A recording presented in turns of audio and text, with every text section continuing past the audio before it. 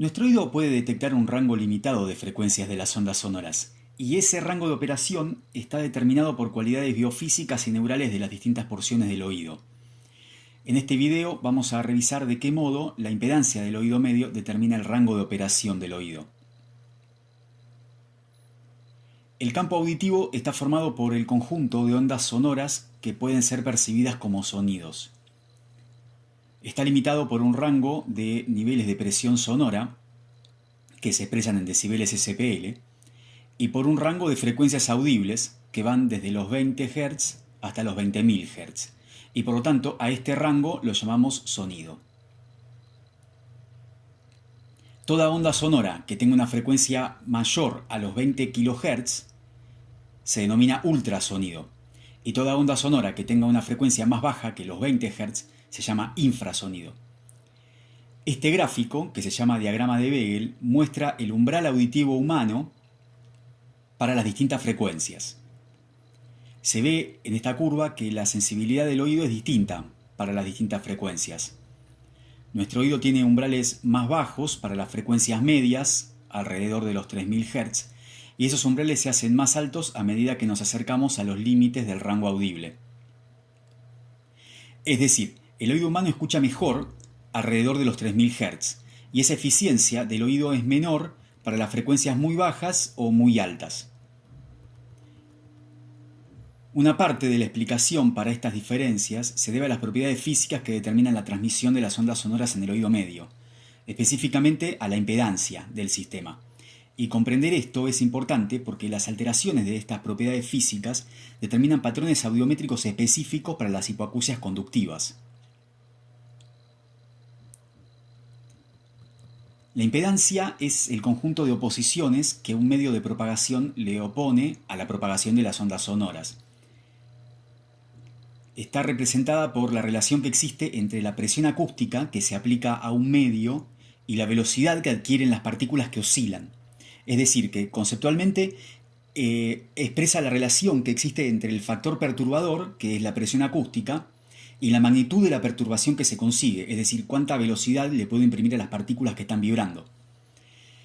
Es decir, que si a dos medios de distinta impedancia se les aplica la misma presión acústica, la perturbación que se obtiene es mayor en el medio que tenga la impedancia más baja. Dicho lo mismo de otra manera, para conseguir la misma perturbación en dos medios diferentes, al medio que tenga la impedancia más alta, debo aplicarle mayor presión acústica. La impedancia de un medio oscilante, como el oído medio, está determinada por los tres componentes que se ven en esta fórmula. R es la resistencia que está dada por el rozamiento de las estructuras, que es la que determina la amortiguación de la oscilación, es decir, la pérdida de la amplitud a través del tiempo. Esta XM es la reactancia de masa, que representa de qué manera la masa afecta a la transmisión de las ondas. Y XS es la reactancia de rigidez, que representa la influencia de la rigidez sobre la transmisión de las ondas. Esta diapositiva muestra la misma fórmula que la diapositiva anterior, pero las dos reactancias, la de masa y la de rigidez, están desarrolladas. La reactancia de masa es 2pi por la frecuencia por la masa del sistema, mientras que la reactancia de rigidez es la rigidez dividida por 2 por pi por la frecuencia. De acá se pueden sacar varias conclusiones que son bastante importantes para entender cómo funcionan los sistemas oscilantes en general y el oído medio como un caso particular de medio oscilante, y por eso me voy a detener un poquito más en esta diapositiva. La reactancia de masa va a ser grande para las frecuencias altas y baja para las frecuencias bajas. Esto quiere decir que cuando la frecuencia de oscilación de la cadena osicular sea baja, o sea, cuando el oído medio esté transmitiendo un sonido grave, la reactancia de masa va a ser baja y por lo tanto la oposición debida a la masa va a ser pequeña. Y por el contrario, si la frecuencia de oscilación de la cadena osicular es alta, este término tiene un valor grande. Y eso significa que va a haber mucha oposición debida a la masa de las estructuras que oscilan. La reactancia de rigidez va a ser grande para las frecuencias bajas y pequeña para las frecuencias altas. Esto significa que cuando la frecuencia de oscilación de la cadena de huesecillos sea alta, o sea, cuando el oído medio está transmitiendo un sonido agudo, la reactancia de rigidez va a ser baja, y por lo tanto la oposición debida a la rigidez va a ser pequeña. Al contrario, si la frecuencia de oscilación de la cadena osicular es baja, este término se hace más grande y eso quiere decir que va a haber mucha más oposición debida a la rigidez. Finalmente, como al ir aumentando la frecuencia va subiendo la reactancia de masa y va bajando la reactancia de rigidez, hay un valor de frecuencia para el cual ambas valen lo mismo. Y entonces estas dos se anulan. Y entonces la impedancia toma el valor más bajo posible para ese sistema. Esa frecuencia es la frecuencia fundamental o frecuencia de resonancia. Digo lo mismo de otro modo.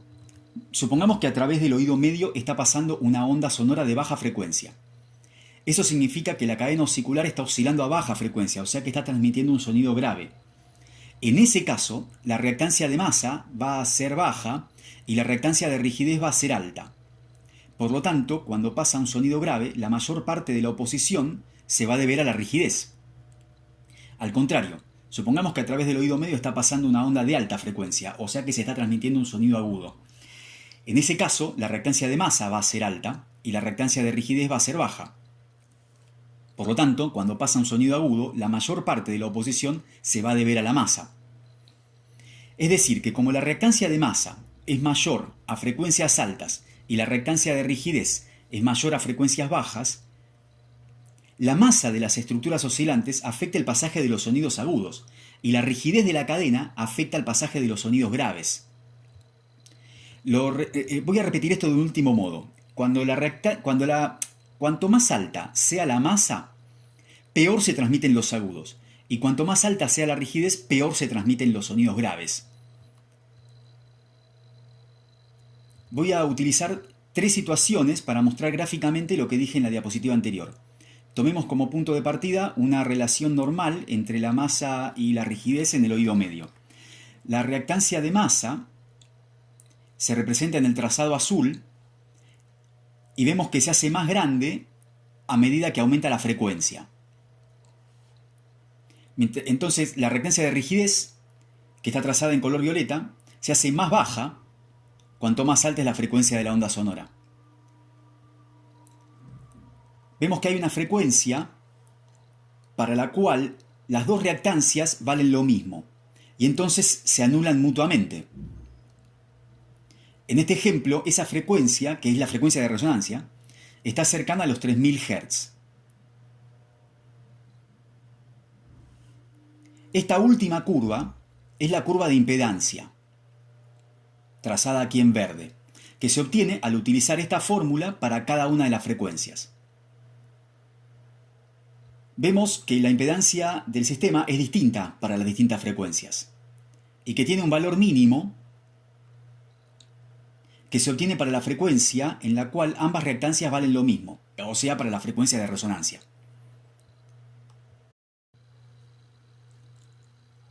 En este segundo caso, la masa es mayor que en el caso anterior. Lo que puede verse es que la curva de rigidez es la misma que en el caso anterior, lo que es razonable porque los valores no cambiaron, pero la curva de reactancia de masa está corrida hacia arriba, lo que significa que para el mismo valor de frecuencia la reactancia de masa va a ser más grande que en el caso normal. Y eso se debe a que estamos considerando un caso donde la masa es más grande, por lo tanto este término se hace más grande.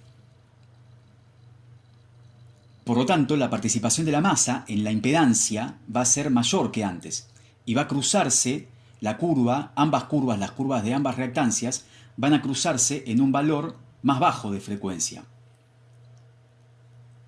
La curva de impedancia, obtenida al aplicar la fórmula para todas las frecuencias, tiene la misma forma que en el caso anterior, pero el valor de frecuencia para el cual la impedancia es más baja, o sea, la frecuencia de resonancia de este sistema, va a estar en una frecuencia menor o más grave. Habíamos visto que en el caso anterior estaba alrededor de los 3000 Hz y en este caso ronda los 2000 Hz.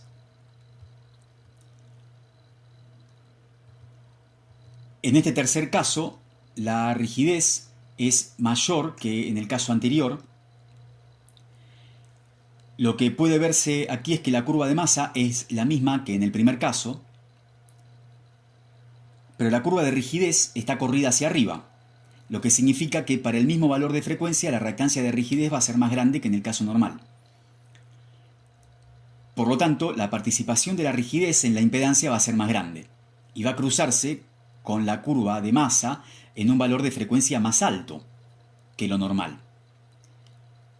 Es decir, que el valor de frecuencia para el cual la impedancia sea más baja, o sea, la frecuencia de resonancia de este sistema, va a estar en una frecuencia mayor o más aguda. Este último gráfico contiene los trazados de las curvas de impedancia de los tres casos anteriores. La curva verde es la curva normal, la que analizamos en el primer caso. La curva roja es la curva que corresponde a un aumento de masa, que es la del segundo caso. Y la curva azul es la que corresponde a un aumento de rigidez, que es la que vimos en el tercer caso. Vemos que en el caso de producirse un aumento de la masa, la impedancia del sistema del oído medio para las frecuencias altas es mayor que la normal. Mientras que en el caso de producirse un aumento de la rigidez, la impedancia del sistema para las bajas frecuencias es mayor que la normal. Dicho esto de otra manera, en ambos casos se produce un corrimiento de la curva de impedancia. Y entonces, si aumenta la masa, se dificulta la vibración de la cadena a alta frecuencia. O sea que se transmiten mal los agudos. Y si aumenta la rigidez, se dificulta la vibración de la cadena a bajas frecuencias. O sea que se transmiten mal los graves. Esto explica los patrones audiométricos específicos que se observan en las hipoacusias conductivas. Un aumento de la rigidez da un gap aumentado en las frecuencias bajas, mientras que un aumento de la masa da un gap aumentado en las frecuencias altas.